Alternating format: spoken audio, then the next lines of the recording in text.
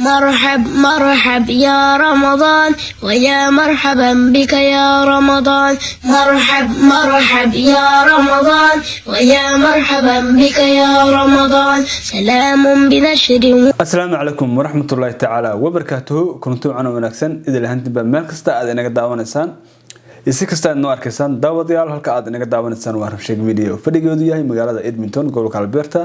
dalkan Canada. daawadayaal haddii markii ugu horeysay aad soo booqataan waxa aan leenahay waad ku maasantihiin booqashadiina waad ku maasantihiin sida sharafta leh waad ku maasantihiin sida cisiga leh aad inoo soo booqateen fadlan haniga ilaawin channelkana subscribe inoo saarto isla markaana aad rukumatida gambalka soo ku dhaafin macluumaadka halkan aan soo galno maalin kasta. dhanka kale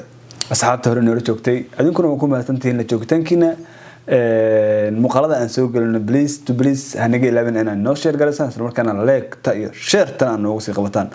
واتهاي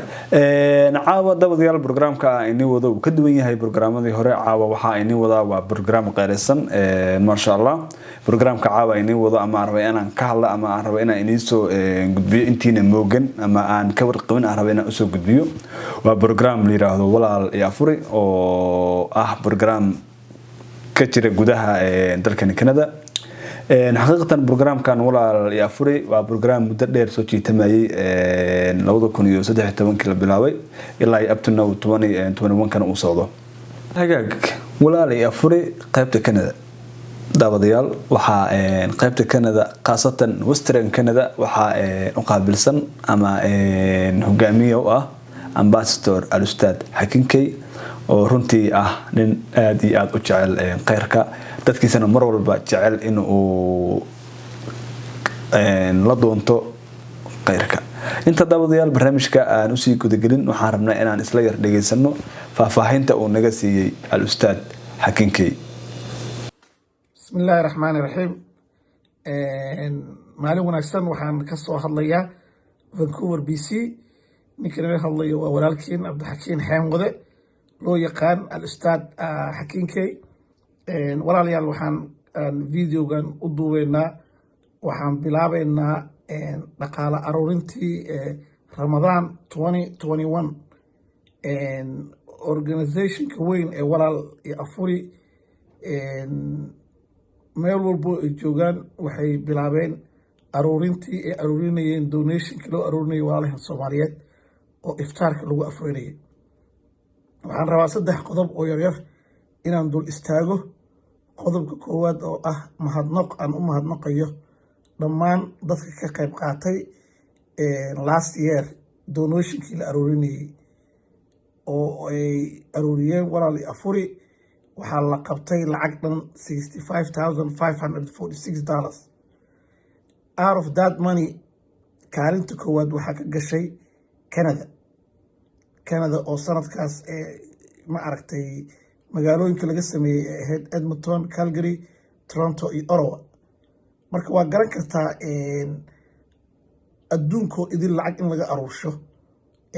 qiimaha ay leedahay in ay wadan inuu number 1 noqdo. taas waxay turjumaysaa dadka degan wadankaas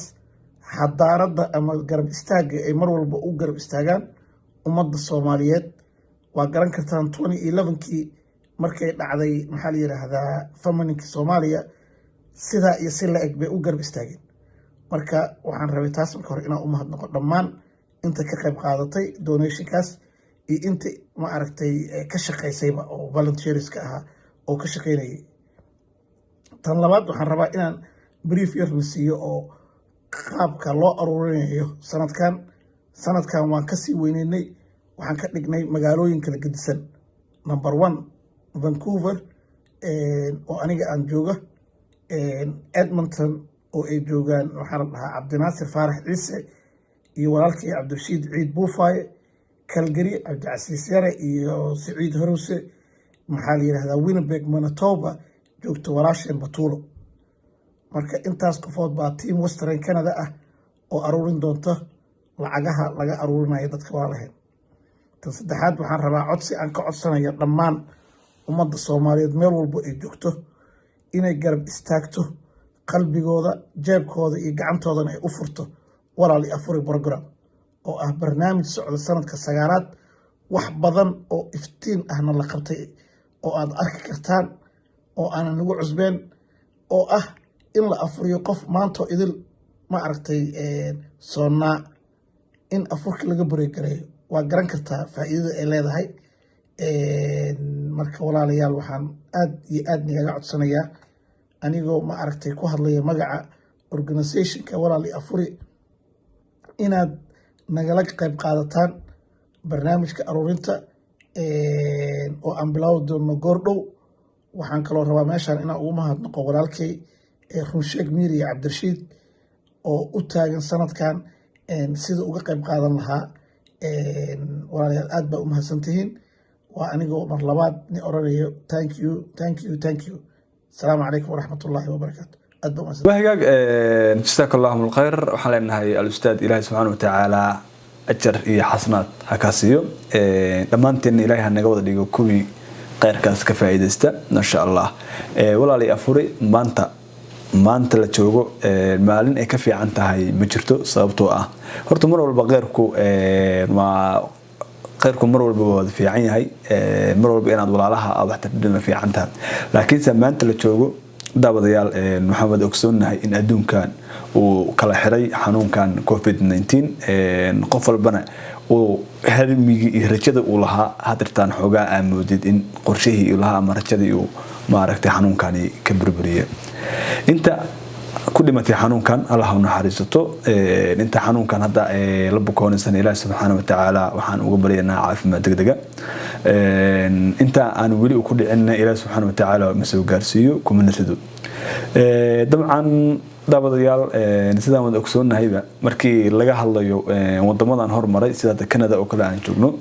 markii xanuunkan uu dhacay dadkii shaqalaan ayaa ku wada dhacday laakiin waxa ka firgareynay dawladda ay markaasi ama meeshii ay degan yihiin dawladda ayaa waxay siinaysid lacag ay ku ka firgareynayso dadkeeda laakiin markii aan xaqiiqda ka hadalno dalkii hooyo runtii waxa jiray dad badan oo markooda hore u baahnaa in la caawiyo in la gacan qabto ayaa haddana waxa ugu sii darsoomay xanuunkan COVID-19 marka waa in la garab istaago ama dadka laga warqabo dabcan marka dabadayaal dadka hadda ku nool dalkii hooyo ma haystaan dad ka fargaraya ama dawlad awood u leh in shacabkeeda ay ka fargarayso ilaahay subhanahu wa ta'ala wadankii haynoo dajiyo ilaahay subhanahu wa ta'ala dadkeena ha ka badbaadiyo xanuunkan COVID-19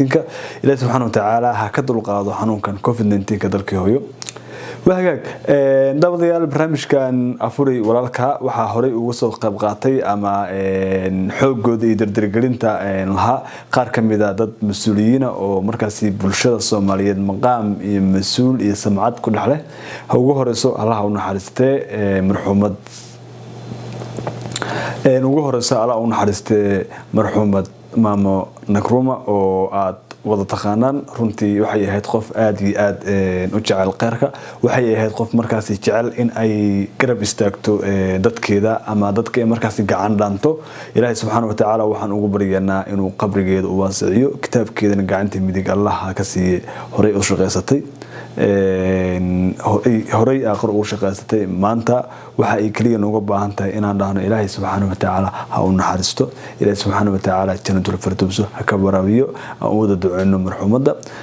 dabcan waxay ku gariyootay dalkii hooyo qaasatan magaalada Muqdisho waxaana u gariyootay xanuunkan COVID-19 waata sidoo kale daawadayaal waxa barnaamijkan ka soo qayb qaatay ama qayb ka ahaa mas'uul sare mudane madaxweyne maxamed cabdullaahi farmaajo waxa kaloo qayb ka ahaa daawadayaal barnaamijkan Axmed Xuseen waxa kaloo sidoo kale daawadayaal barnaamijkan waxa qayb ka ahaa Bashiir Mursal Bootan sidoo kale daawadayaal waxa barnaamijkan qayb ka ahaa mas'uul sare mas'uul aad loo wada yaqaano waa alfanaan abwaan la xameyste runtii nin bulshada Soomaaliyeed qiimo ku leh waa fanaan qaran mudane Scratchy oo asigana si weyn uga soo qayb qaatay waxa kaloo qayb ka ahaa iyo mas'uuliyiin kale oo aad iyo aad u tiro badan daawadayaal barnaamijkan waa barnaamij qeyraysan waa barnaamij Ilaahay subhanahu wa ta'ala uu nala soo doontay waa barnaamij u baahan in aan garab istaagno dhamaanteen aan ka wada faa'iideysano barnaamijkan afuri walaalka waa barnaamij aad iyo aad u qeyraysan dhanka kale asxaabta Runsheeg Media waxaan rabaa inaan halkan ama dhammaan asxaabta ku xiran afuri walaalka waxaan rabaa halkan inaan uga faa'iideeyo waxa jirtay dad badan oo markaasi ku wareersan qaab ceenkeeya ayaan afuri walaalka uga qayb qaadan karaa qaab ceenkeeya ayaan afuri walaalka uga qayb qaadan karaa al-ustaad Xakiinkay ayaa waxa uu maalinta Talaadada ah uu soo galayaa Zoomta asigoo markaasi dadka ugu sharaxi doono sida ay ugu qayb qaadan lahaayeen iyo meelaha ay kala joogaan meesha ugu haboon markaasi ay ma aragtay ugu fududaan lahayd inay kaga qayb qaataan barnaamijkan afuri walaalka wixii fariimo ah iyo wixii su'aalaha aad qabtaan iyo waxa way waxaad nagala soo xiriiri kartaan ciwaan emailka iyo lambarka aan ku soo qori doono shaashada inta ku kulmi doono barnaamijka xiga badanteenu waa afuri walaalka